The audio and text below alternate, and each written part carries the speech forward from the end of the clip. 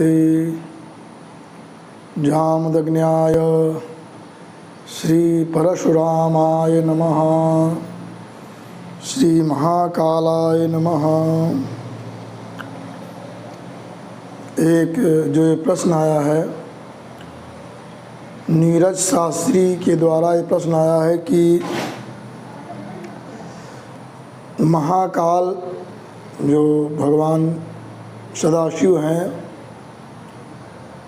उनके अनुष्ठान में हम कौन सा मंत्र का जप करावें, किस स्तोत्र का पाठ करें, उसमें कौन सी वेदी बनावें। इस प्रकार से नीरज शास्त्री के द्वारा महाकाल भगवान के विषय में ये प्रश्न आया है। बड़ा विलम्ब तो हुआ, लेकिन मैं बताना चाहता हूँ, इस प्रश्न को सुनकर के प्रसन्नता हो रही है, क्योंकि ये महाकाल है और महाकाल के विषय में बताया गया है, यही सृष्टि के आदि में थे और यही सृष्टि के अंत में रहेंगे। क्योंकि महाकाल के द्वारा ही प्रलय होता है और प्रलय करने वाला केवल बचता है। अंत में सब समाप्त हो जाता है, केवल प्रलय करता बचता है। ये प्रलय करता है भगवान आशुतोष, भगवान महाकाल। तो और न्याय शास्त्र में भी कहा गया है कि जन्यानाम जनका काला, जो ये काल है ये सभी का जनक है। सब लोग किसी काल में उत्पन्न हुए हैं, फला समय में उत्पन्न हुए थे, फला कोई भी, चाहे ईश्वर क्यों ना हो, जो भी देवता जो भी उत्पन्न होते हैं वो भी किसी काल में उत्पन्न होते हैं, समय में, और काल में रहते हैं और काल में ही चले जाते हैं। सब काल के अंतर्गत हैं और ये तो महाकाल है। ये जो समय काल को भी उत्पन्न करने वाले महाकाल हैं। इनकी उपासना आराधना से सब कुछ प्राप्त होता है। इनकी चर्चा बताई गई है शिव पुराण में कि उज्जैन में ये महाकालेश्वर भगवान विद्यमान हैं। वहाँ पर बताया गया है कि दूषण नाम का बहुत बड़ा दैत्य था, जो देवताओं को भी पराजित कर चुका था। ऐसा भयंकर वो, और सबसे ये पूरे धरातल पर हाहाकार मचा दिया। तो सब लोग आकर के, जो ऋषि मुनि, जो ब्राह्मण लोग थे, ब्राह्मणों के पास गए। ब्राह्मणों से निवेदन किया कि हमारी रक्षा कैसे हो। तो ब्राह्मणों ने भगवान शिव की शरण में गए, उनका पार्थिव पूजन किया, आराधना किया। और जब दूषण दैत्य के मंत्री लोग आ गए, ब्राह्मणों का सोचा ब्राह्मण सबकी रक्षा कर रहे हैं, जब ब्राह्मणों का वध करना चाहा, उसी समय भगवान शंकर उसी एक वहीं गड्ढा हो गया जहाँ शिवलिंग का पूजन, पार्थिव लिंग का पूजन हुआ था, और भगवान शंकर वहाँ साक्षात महाकाल के रूप में प्रकट हो गए। उन्होंने उनके मंत्रियों का संहार किया और दूषण नाम के जो दैत्य का संहार किया। इस प्रकार से सारे सर्व समाज की रक्षा किया। ऐसे भगवान महाकाल हैं। उसके बाद किसी गोप ने इनकी आराधना किया था, गोप बालक ने, उस पर भगवान शंकर की कृपा हुई और वही जो है बताया गया है कि बाद में उसी वंश में नंद पैदा हुए, उसी गोप बालक के वंश में ही नंद पैदा हुए। तो मैं बताना चाहता हूँ, नंद जो पैदा हुए हैं उसी वंश में पैदा हुए हैं। और ऐसा बताया गया है, कहा गया है, अस्य वंशेष्टमो भावी नंदो नाम महायशाः प्राप्स्यते तस्य पुत्रत्वं कृष्णो नारायण स्वयं। साक्षात भगवान नारायण उनके वहाँ पुत्र रूप में अवतरित हुए, मैंने पुत्र रूप में प्राप्त हुए नंद बाबा को। ये 8वीं पीढ़ी थी। इस प्रकार से महाकालेश्वर की बहुत बड़ी महिमा है। इनकी आराधना, इनका अनुष्ठान विशेष रूप से करना चाहिए। इससे क्या होते हैं, सारे उपद्रव समाप्त हो जाते हैं और हर प्रकार की जो है सब कुछ कल्याण होता है। इनके विषय में बताया गया, थोड़ी मैं महिमा बता रहा हूँ कि इनके विषय में बताया गया है कि ब्राह्मणों ने भगवान से ही मांगा था कि इनको कहा गया है कि इन महाकाल की ब्राह्मणों ने स्तुति किया था कि महाकाल महादेवम दुष्ट दंड कर प्रभु, ये महाकाल है, महादेव हैं, ये दुष्टों को दंड देने वाले हैं। और मुक्तिम प्रयच्छ न शंभो संसाराम बुदिता शिव, ये मांगा था ब्राह्मणों ने कि हमको मुक्ति प्रदान करो, हे शंभो मुझे मुक्ति प्रदान करो, संसार रूपी सागर से हम मुक्त हो जाएं। इस प्रकार से इनको कहा गया है। ये सताम गति है, सारे सज्जनों की गति है ये। और दुष्ट हंता, ये जो है भगवान महाकालेश्वर, ये दुष्टों का हनन करने वाले हैं और सज्जनों की गति हैं, उनके कल्याणकारक हैं, उनका हर प्रकार से ऊंचाई को, उनकी उन्नति को, समुन्नति को बढ़ाने वाले हैं ये। और समस्त अगर इनका जो इनकी महाकाल भगवान की जो आराधना करता है उसको स्वप्न में भी दुख की प्राप्ति नहीं होती। प्रत्यक्ष तो संभव ही नहीं है, लेकिन दुख जो है स्वप्न में भी उनको दुख की प्राप्ति नहीं होती। ऐसे महाकालेश्वर भगवान हैं हर प्रकार की जो है। इसलिए मैं बताना चाहता हूँ, अभी उन्होंने जो प्रश्न किया है कि भाई कौन सा मंत्र है, किस मंत्र का जप किया जाए अगर महाकालेश्वर की आराधना करना हो, तो सबसे पहले मैं बताना चाहता हूँ कि ब्राह्मणों ने जो यहाँ प्रार्थना किया है वो यही कहा है कि मुक्ति प्रदान करो। तो मुक्ति प्रदान करने वाला मंत्र कौन है? ओम त्र्यंबकं जजामहे सुगंधिम पुष्टिवर्धनम मा उर्वारुकमिव बंधनान् मृत्योर्मुक्षीयमामृतात्। इस प्रकार से जो त्र्यंबक मंत्र है, ये मंत्र जो है कालेश्वर भगवान के अनुष्ठान में इनका जप होना चाहिए उनकी प्रसन्नता के लिए, अथवा कोई भगवान के जितने भी ज्योतिर्लिंग हैं, भगवान सदाशिव, ये मंत्र जो है सर्वोपरि है। त्र्यंबकम जजामहे, इस मंत्र का जप करना चाहिए। 1.25 लाख, 1 लाख, 1.25 लाख, 3 लाख, 5 लाख, जितना संभव हो इस मंत्र का जप होना चाहिए। इसका मंत्र भी वही है जो ब्राह्मणों ने प्रार्थना किया है कि भगवान त्र्यंबक का हम यजन करते हैं, जो सुगंधि से उपेत हैं, युक्त हैं, सारी सुगंधि उनके पास है, इसलिए वो जो है उनकी कभी मृत्यु नहीं होती। सुगंधि जिसके पास, हम लोग पास सुगंधि नहीं है, हम लोग इस प्रकार से सुगंधि से उपेत हैं। पुष्टि का वर्धन करने वाले धन और हर प्रकार से बल बुद्धि सब की वृद्धि करने वाले हैं, धन धान की वृद्धि करने वाले, तो पुष्टि वर्धनम कहा गया। और मैंने बता चुका हूँ, उर्वा रुक्मी बंधना, जैसे ककड़ी पक जाती है अपने बिंद से अलग हो जाती है, उसी प्रकार से व्यक्ति जो है वो मुक्त हो जाता है, अपने कर्मों से हर प्रकार से मुक्त हो जाता है। तो और कहा गया कि भाई यहाँ से हमको मुक्त कर दो, संसार से, सागर से, लेकिन मामृतात्, अमृत से नहीं, अमृत हमको प्रदान करें। तो ये महाकालेश्वर भगवान शिव हैं, ये अमृत प्रदान करते हैं। इसलिए कहा गया है मृत्योर मामृतम गमय, वेद में कहा गया, उपनिषद में कहा गया मृत्योर मामृतम गमय, मृत्यु से हमें अमृत की ओर ले चलो। तो अमृत की अगर बढ़ना है तो महाकालेश्वर की उपासना करना, उसके लिए त्र्यंबक मंत्र बताया गया है। और ये मंत्र बहुत विशेष मंत्र है, इसका जप करना चाहिए। अथवा एक मंत्र तो ये हो गया महाकालेश्वर का, और दूसरा मंत्र करना चाहिए विशेष महाकालेश्वर का मंत्र है, ये वैदिक मंत्र की मैं चर्चा कर रहा हूँ। इसमें कहा गया है मानस्तु के तनये मान आयुख्यमानो गोखुमानो अश्वे पुरी रिखा मानो वीरान रुद्रभामिनो बधीरे अभिखमंता शतमित्वा हवामहे, ये मंत्र है।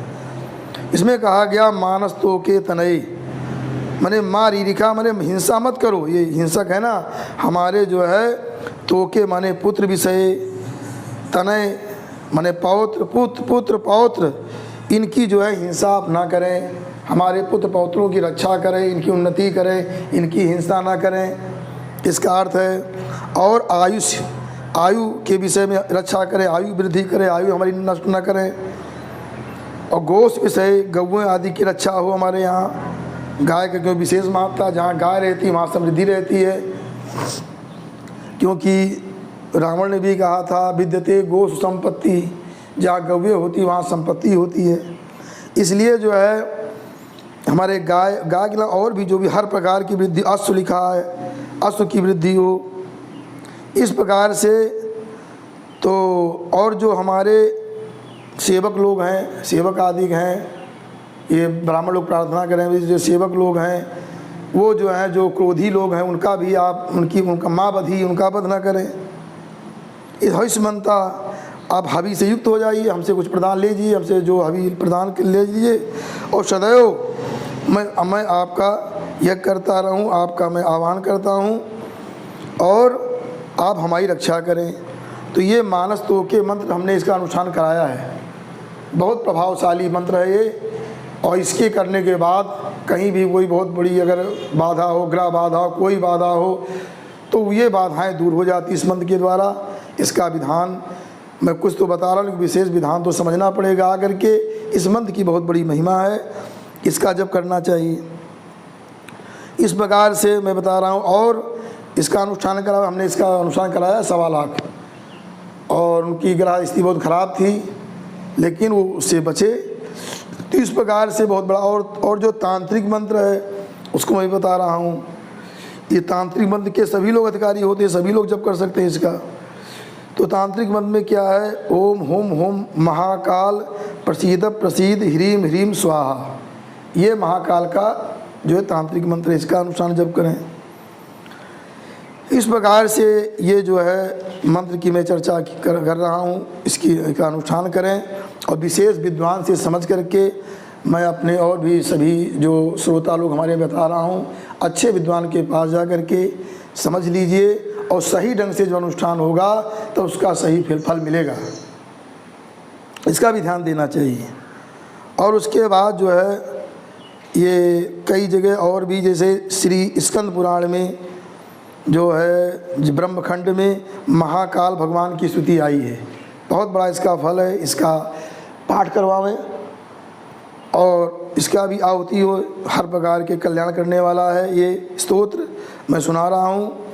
ब्रह्मा जी ने इसका उच्चारण किया है, स्वतः ब्रह्मा जी के द्वारा मुख से निसरित है। ये स्कंद पुराण के ब्रह्मखंड में है। ब्रह्मोवाच नमोस्तु अनंत रूपाय नीलकंठाय नमोस्तुते अविज्ञातस्वरूपाय कैवल्यायामृताय च नान्तं देवा विजानन्ति यस्य तस्मै नमो नमः यम्ना वाचा प्रशंसन्ति नमस्तस्मै चिदात्मने योगिनां यं विदा कोशे प्रणिधानेन निश्चलाः ज्योतिरूपं प्रपश्यन्ति तस्मै श्री ब्रह्मणे नमः कालात् पराय कालाय स्वेच्छया पुरुषाय च गुणत्रय स्वरूपाय नमः प्रकृतिरूपिणे विष्णवे सत्वरूपाय रजोरूपाय वेदसे तमोरूपाय रुद्राय स्थितिसर्गान्तकारिणे नमो नमः स्वरूपाय पंचबुद्धीन्द्रियात्मने चित्त्यादि पंचरूपाय नमस्ते विषयात्मने नमो ब्रह्मांडरूपाय तदंतर्वर्तिने नमः अर्वाचीन पराचीन विश्वरूपाय ते नमः अचिन्त्य नित्यरूपाय शतशतपतये नमः नमस्ते भक्ति कृपया स्वेच्छा विस्कृत विग्रह तव निश्वसितं वेदास तव वेदोखिलं जगत् विश्वभूतानि ते पादः शिरोद्यौ समवर्तताम् नाभ्या आसीदन्तरिक्षं लोमानि च वनस्पतिः चन्द्रमा मनसो जातश्चक्षो सूर्यस्तव प्रभो त्वमेव सर्वं त्वयि देव सर्वं सर्वस्तुतिस्तव इह त्वमेव ईशस्त्वया वास्मिदं हि सर्वं नमोस्तु भूयोऽपि नमो नमस्ते। ये महाकाल की स्तुति है, प्रार्थना है। संक्षेप में थोड़ी चर्चा मैं इसकी करता हूँ। इसमें बताया गया है भगवान के अनंत रूप हैं, और ये नीलकंठ भगवान हैं जिन्होंने समाज के लिए, सबकी देवता और असुर जितने सारे समाज की रक्षा के लिए उन्होंने विष का ग्रहण कर लिया था, विष पान कर लिया था। हलाहल विष जो कंठ में रोक दिया था, इनका नाम नीलकंठ हुआ था। ऐसे भगवान महाकाल हैं। इनका अभिज्ञात स्वरूप है, इनका स्वरूप किसी को ज्ञात नहीं। इन भगवान का स्वरूप है कोई ज्ञात नहीं, इसलिए लिंग रूप में उनका चिन्ह है। लोग भ्रमित हो जाते हैं लिंग की कैसे पूजा करें। लिंग नहीं, ये लिंग माने चिन्ह। लीनम अर्थम गमयति लिंगम, जो है जिस इसका जो अर्थ जो है लीन है, उसको जो गमन जो प्राप्त करा दे उसका नाम लिंग है। तो लिंग माने चिन्ह, इसलिए भगवान ब्रह्म रूप जो भगवान शिव की आराधना के लिए शिवलिंग लिंग जो के रूप में, चिन्ह के रूप में उनकी पूजा की जाती है।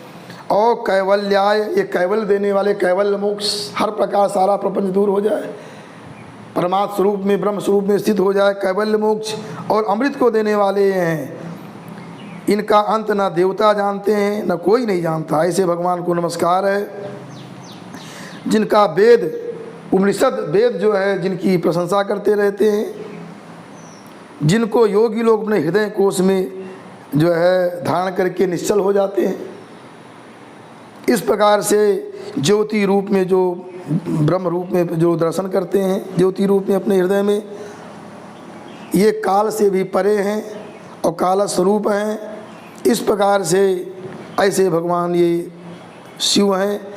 यही जो है इन्हीं से द्वारा भगवान विष्णु उत्पन्न होते हैं। विष्णवे शतरूपाय रजो रूपाय, वेद से रज रूप से ब्रह्मा जी उत्पन्न होते हैं। तमो रूप से रुद्र, ये तमोगुण को अपना धारण करते हैं। इस प्रकार से तीनों कार्य संपादन कराते हैं ऐसे। और ये सबसे पुराने भी हैं और सबसे नए भी, विश्वरूप हैं ये। इस प्रकार से और भक्तों की कृपा के लिए ये अवतरित भी होते हैं और इनकी निश्वास से सारे वेद पैदा हुए। ऐसे भगवान महाकाल हैं। कहा गया है अंतिम में कि त्वमेव सर्वम त्वयि देव सर्वम, तुम सब में व्याप्त हो। ब्रह्मा जी कहते हैं भगवान महाकालेश्वर से कि आप सब में और आप में सब कुछ है, इसलिए हर प्रकार से आपकी स्तुति करनी चाहिए। आपकी स्तुति से ही सबकी स्तुति हो जाएगी। ईशत त्वयावासमिदं सर्वम, हे ईश, तो आपके द्वारा सारा विश्व व्याप्त है, सब जगह आप व्याप्त हैं। नमोस्तु भूयोप नमो नमस्ते, इसलिए आपको बार बार प्रणाम है। इस प्रकार से ये भगवान शंकर का स्तोत्र है। इसका पाठ करावें, होम करावें। और भी महाकाल के स्तोत्र, एक स्तोत्र मैं और बता रहा हूँ, इसको भी सुन लीजिए। उसके बाद हम वाणी को विराम देंगे। एक और स्तोत्र है कि महाकाल महाकाय महाकाल जगतपते, महाकाल महायोगिन महाकाल नमोस्तुते, महाकाल महादेव महाकाल महाप्रभु, महाकाल महारुद्र महाकाल नमोस्तुते, महाकाल महाज्ञान महाकाल तमोपहन, महाकाल महाकाल महाकाल नमोस्तुते, भवाय च नमस्तुभ्यं सर्वाय च नमो नमः, रुद्राय च नमस्तुभ्यं पशूनां पतये नमः, उग्राय च नमस्तुभ्यं महादेवाय वै नमः, भीमाय च नमस्तुभ्यं ईशानाय नमो नमः, ईश्वराय नमस्तुभ्यं तत्पुरुषाय वै नमः, सद्योजात नमस्तुभ्यं शुक्रवर्ण नमो नमः, अथ कालाग्निरुद्राय रुद्ररूपाय वै नमः। ओम ह्रीं माया स्वरूपाय सच्चिदानंद चित्तेजसे स्थित उत्पत्ति लयाय च हेतुरूपाय वै नमः, परमेश्वर रूपस्त्वं नीलकंठ नमोस्तुते, पवनाय नमस्तुभ्यं हुतासन नमोस्तुते, सोमरूप नमस्तुभ्यं सूर्यरूप नमोस्तुते, यजमान नमस्तुभ्यं आकाशाय नमो नमः, सर्वरूप नमस्तुभ्यं विश्वरूप नमोस्तुते, ब्रह्मरूप नमस्तुभ्यं विष्णुरूप नमोस्तुते, रुद्ररूप नमस्तुभ्यं महाकाल नमोस्तुते, स्थावराय नमस्तुभ्यं जंगमाय नमो नमः, नमः उभयरूपाभ्यां शाश्वताय नमो नमः, हुम हुंकार नमस्तुभ्यं निष्कलाय नमो नमः, सच्चिदानंद रूपाय महाकालाय ते नमः, प्रसीद मे नमो नित्यं मेघवर्ण नमोस्तुते, प्रसीद मे महेशान दिग्वासाय नमो नमः। ओम ह्रीं माया स्वरूपाय सच्चिदानंद तेजसे स्वसंपूर्ण मंत्राय सोहम हंसाय ते नमः। इस प्रकार से ये जो है स्तोत्र हैं। और मैं बताना चाहता हूँ वेदी, इसमें जो है चतुर्लिंग तो भद्र अथवा अष्टलिंग तो लिंग तो भद्र, ये मुख्य वेदी पर भगवान का अर्चन करना चाहिए आह्वान करके। और बाकी जो अनुष्ठान जैसे महामृत्युंजय का अनुष्ठान करते हैं उसी प्रकार से इसका भी सारा अनुष्ठान होता है। और इस प्रकार से विशेष जानकारी के लिए ये जो है सब परशुराम शिव पंचायतन मंदिर जो दुर्वासा आश्रम में स्थित है यहाँ आकर के, और जिन बंधुओं को और जानकारी प्राप्त करना यहाँ पर आकर के इसकी विशेष जानकारी प्राप्त करें। और इन्हीं शब्दों की वाणी को विराम। असतो माँ सद्गमय तमसो माँ ज्योतिर्गमय मृत्योर्मा मृतम गमय। ओम शांति शांति शांति।